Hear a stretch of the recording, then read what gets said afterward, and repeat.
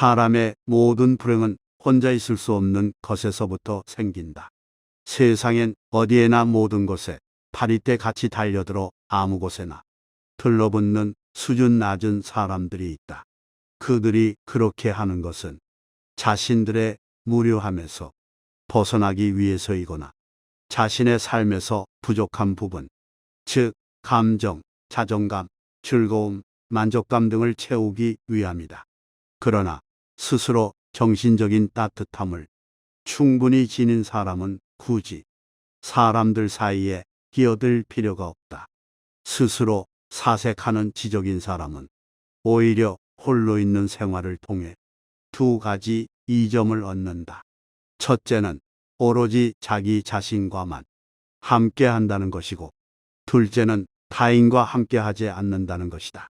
모든 관계에는 억지로 해야 할 수밖에 없는 것, 불편함 등 여러 위험이 따른다는 것을 생각할 때 이 점들은 큰 가치가 있다. 관계를 맺는 것은 때로 도덕적으로 문제가 있거나 내게 손해를 입힐 수 있는 사람과도 접촉하는 것이므로 위험한 일이기도 하다. 덜 사교적인 사람은 굳이 관계를 잘 맺기 위한 능력을 얻으려 하지 않아도 된다. 관계를 맺지 않아도 될 만큼 많은 것을 스스로 지니고 있다는 사실이니 이것만으로도 스스로 큰 복이다. 왜냐하면 우리가 겪는 거의 모든 고뇌와 불행은 관계로 인해 생기기 때문이다. 내면이 풍요로운 사람은 스스로 만족할 줄 안다. 내면의 풍요로움을 지닌 사람은 스스로 만족을 누릴 줄 알기 때문에 타인들과 관계를 맺기 위해 필요 이상의 희생을 굳이 치르지 않는다. 그런 사람은 자신을 부정하면서까지 사람들과 어울리는 것을 추구하지 않는다. 그와 반대로 평범한 보통 사람들은 지극히 관계지향적이며 수능적이다.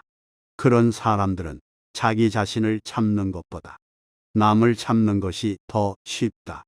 세상에서는 정말로 가치 있는 것이 별로 중시되지 않으며 오히려 하찮은 것들이 중시되고 있다.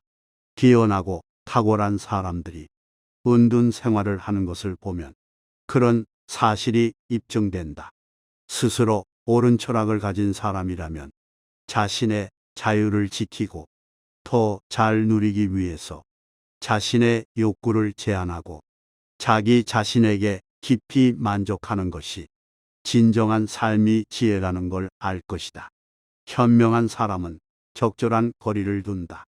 고독, 즉 홀로 있는 것에 적막함을 견디지 못하는 사람들이 있다. 나는 그런 사람들에게 사회에 나가서도 어느 정도 고독이 습관을 가지라고 권하고 싶다. 그리고 자신의 생각을 타인에게 곧바로 이야기하지 말라고 충고하고 싶다. 타인에게 너그럽게 대하고 용납하는 습관을 익히기 위해서는 무심한 태도를 갖는 것이 가장 확실한 방법이다. 그렇게 하면 그들과 함께 있으면서도 한편으론 완전히 그들과 함께 있지 않을 수 있어서 세상에 대해 완전히 객관적인 태도를 취할 수 있다. 그러면 타인들과 너무 가까이 하지 않아도 되고, 그럼으로써 마음이 혼란스러워지거나 상처를 받는 일도 줄어들 것이다.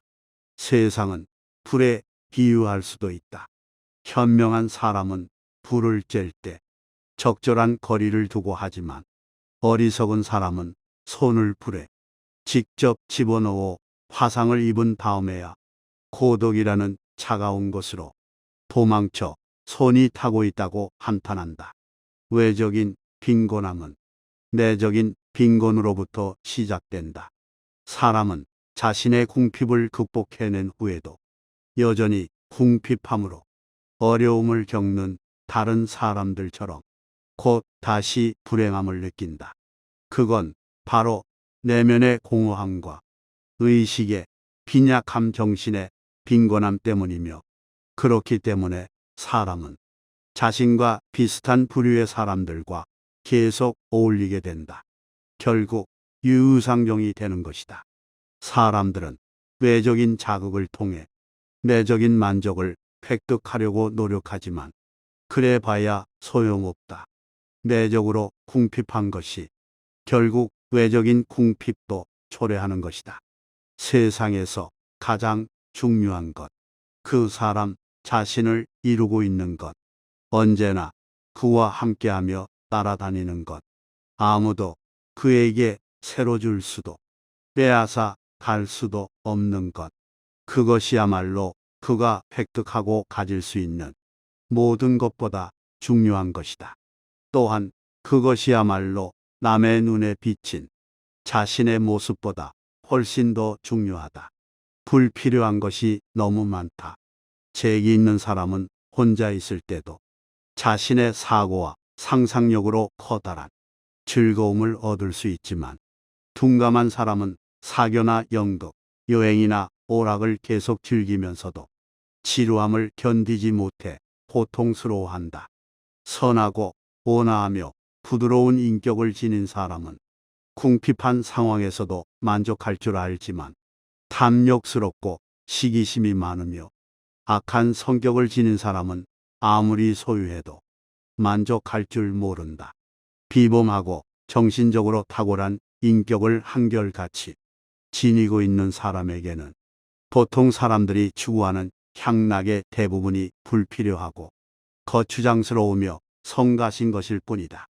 긍정적이고 유쾌한 사람은 행복하다. 내면에 지니고 있는 모든 자산 중에서 가장 직접적으로 우리를 행복하게 해주는 것은 긍정적이고 유쾌한 마음이다. 긍정적이고 유쾌한 마음은 즉각 보답을 해주기 때문이다. 그건 다른 어떤 것으로도 대체할 수 없다. 그래서 어떤 사람이 행복한지 판단하려면 그가 긍정적이고 유쾌한지 알아보아야 한다. 긍정적이고 유쾌하다면 젊었든 늙었든 몸이 반듯하든 굽었든 가난하든 부자든 아무래도 상관없다. 그는 행복할 것이다. 긍정적이고 유쾌한 마음이 오면 언제든 문을 열어주어라. 긍정성과 유쾌함이 마음에 찾아오면 언제라도 문을 활짝 열어줘야 한다. 긍정적이고 유쾌한 마음은 잘못된 때 찾아오는 법이 결코 없기 때문이다. 사람들은 만족할 이유가 있나 없나를 따져보면서 긍정성과 유쾌함을 받아들이는데 주저하곤 한다. 또 진지한 숙고와 중대한 걱정이 유쾌함으로 인해 방해받을까봐 우려하곤 한다. 그러나 진지한 숙고와 중대한 걱정으로 무엇을 개선할 수 있을지는 매우 불확실한 반면 긍정성과 유쾌함은 확실하며 직접적인 이득이 된다. 긍정성, 유쾌함은 행복의 진짜 주화와 같은 것이다. 직접적으로 현재를 행복하게 해주는 것은 긍정적이고 유쾌한 마음밖에 없다. 건강을 희생하는 것만큼 어리석은 일은 없다. 행복의 90%는 건강에 의해 좌우된다. 건강해야 모든 것을 즐길 수 있기 때문이다. 건강하지 못하면 그 어떠한 것도 즐길 수가 없다. 정신적 특성이나 감정 기질과 같은 내면적 자산조차도 병약함으로 위축되고 기가 꺾인다. 사람들이 만나면 서로 건강 상태를 묻는 것도 다 이유가 있다. 인간의 행복에서 가장 중요한 것이 바로 건강이기 때문이다. 생업이나 승진을 위해서든 학식이나 명예를 위해서든 무슨 일을 위해서든 건강을 희생하는 것만큼 어리석은 일은 없다. 건강이 있고 난 뒤에 다른 모든 것이 있는 것이다. 건강한 거지가 병든 왕보다 더 행복하다. 건강은 외적인 어떤 것보다 훨씬 중요하므로 건강한 거지가 병든 왕보다 더 행복하다고 할 수 있다. 완벽한 건강과 조화로운 신체에서 비롯되는 차분하고 낙천적인 기질, 올바른 분별력, 온건한 의지 그리고 정의로운 양심. 이런 것은 어떠한 지위나 물질로도 대신할 수 없는 최고의 장점이다. 아는 만큼만 볼 수 있다. 아무도 자신을 넘어서는 볼 수 없다. 누구나 자신의 정신 수준에 따라서만 타인을 파악하고 이해할 수 있다. 그런데 그 정신 수준이 매우 저급한 종류의 것이라면 어떤 현인도 그에게 영향을 미치지 못할 것이다. 그런 사람은 위대한 현인에게서 그 사람의 가장 부족한 것, 그가 지닌 모든 약점, 기질과 성격의 결함밖에 감지하지 못해 그 사람을 그런 인물로 판단할 것이다. 장님에게는 색이 존재하지 않는 것처럼 자신에게는 그 사람이 지닌 좀 더 높은 정신적 재능이 존재하지 않는 것이다. 무릇 정신이란 그것을 갖지 않은 사람에게는 보이지 않는 법이다. 지식을 얻으려 할 뿐 통찰을 얻으려 하지 않는다. 나이를 불문하고 온갖 부류의 대학생들과 대학 교육을 받은 사람들은 대체로 지식을 얻으려 하지 통찰을 얻으려 하지 않는다. 그들은 온갖 암석이나 식물, 온갖 전쟁이나 실험, 그리고 온갖 책에 관한 모든 지식을 얻는 것을 명예로 삼는다. 그들은 그 지식이 통찰을 얻기 위한 수단일 뿐 그 자체로는 별로 가치가 없다는 생각은 하지 못한다.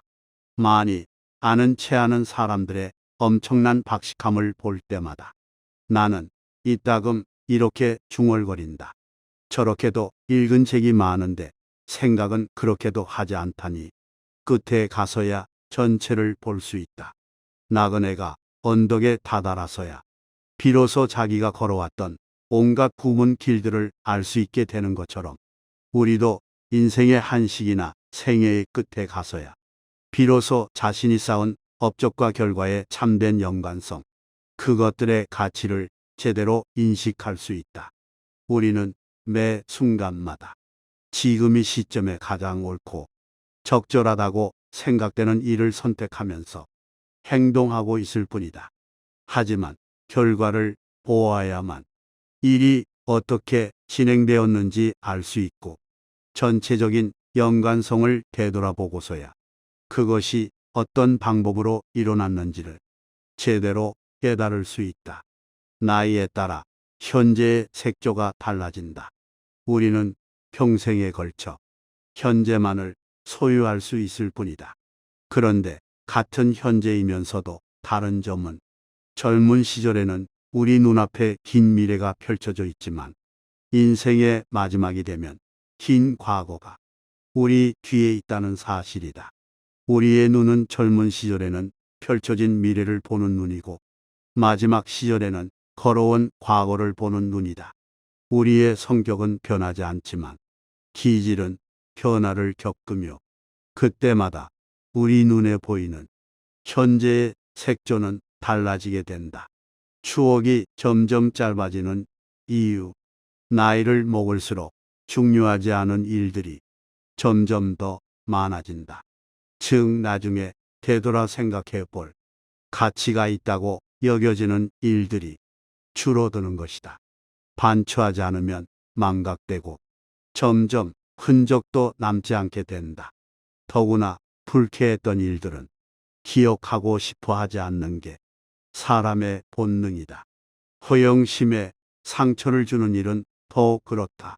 그런데 전혀 잘못한 것이 없는데도 고통을 당하는 경우는 별로 없기 때문에 대부분의 일은 허영심에 상처를 준다고 할 수 있다. 우리의 추억이 그토록 짧아지는 이유는 이렇게 두 가지 방식으로 추억이 떨어져 나가기 때문이다. 50세 전후에 걸작이 탄생하는 이유, 청년기에 얻는 지식은 대부분 불완전하고 단편적인 것에 불과하다. 하지만 나이가 들어가면서 인생의 자연스러운 과정을 알게 되고 젊었을 때와 달리 인생의 입구 쪽에서 뿐만 아니라 출구 쪽에서도 굽어봄으로써 그 무상함을 완전히 인식하기 때문에 완전하고도 적당한 표상을 얻게 된다. 청년기에는 구상 능력이 뛰어나므로 얼마 안 되는 지식으로도 많은 것을 만들어낼 수가 있는 반면 노년기에는 판단력과 철저함이 뛰어나다. 따라서 청년기에 이미 독자적인 인식과 독창적인 견해를 모아두었다 하더라도 나이가 들어서야 비로소 자신이 지닌 것들을 자유자재로 다룰 수가 있다. 대부분의 뛰어난 문필가들이 50살 전후에 걸작을 발표하는 것도 그 때문이다. 정신을 가꾸지 않은 사람만이 무료해진다. 흔히 사람들은 질병과 무료함이 노년기의 숙명이라고 말한다. 하지만 질병이 노년기의 본질은 아니다. 특히 장수하는 경우에는 더욱 그렇다. 나이가 들수록 건강과 병이 같이 커지기 때문이다. 그리고 노년기는 청년기보다 무료함에 빠질 위험이 더 적다. 노년기에는 물론 고독해지기는 하지만 고독의 무료함이 반드시 따르는 것은 아니다. 감각적이고 사교적인 향락만 즐겼던 사람, 정신을 가꾸지 않았던 사람만 무료해질 뿐이다. 고령이 되면 정신력도 감퇴하지만 원래 그것이 풍부했던 사람은 무료함을 캐치할 정도의 정신력은 아직 충분히 갖고 있을 것이다. 나이가 들수록 경험과 숙고에 의한 올바른 통찰력은 커지고 판단력은 날카로워지며 모든 연관성이 명백히 파악된다. 그렇게 되면 축적된 인식으로 자신의 내적 도약에 힘쓰게 된다. 현재에 몰입하라. 인간과 비교해 볼 때 동물은 현재에 온전히 몰입한다는 점에서 어쩌면 더 현명한지도 모른다. 동물은 현재의 화신이다. 그래서 우리 인간은 평화로워 보이는 동물을 보면서 걱정으로 불안에 시달리며 만족을 얻지 못하는 자신을 부끄럽게 여기기도 한다. 그런데 희망하고 기대했던 즐거움을 우리가 아무런 대가 없이 얻는 것은 아니다. 말하자면 희망과 기대를 통해 미리 만족감을 누리기 때문에 실제로 즐거운 일이 와도 그만큼 맛을 덜 느끼는 것이다. 결국 희망이나 소망 자체가 우리에게 만족을 주는 정도가 훨씬 줄어들게 된다. 단 하루, 단 한 번뿐인 오늘, 현재 삶을 즐길 수 있으려면 무엇보다 먼저 마음에 안정감이 있어야 한다. 오늘이라는 날은 단 한 번뿐이고 두 번 다시 찾아오지 않는다는 사실도 알아야 한다. 그런데 우리는 오늘이라는 날이 내일 다시 찾아올 것으로 착각한다.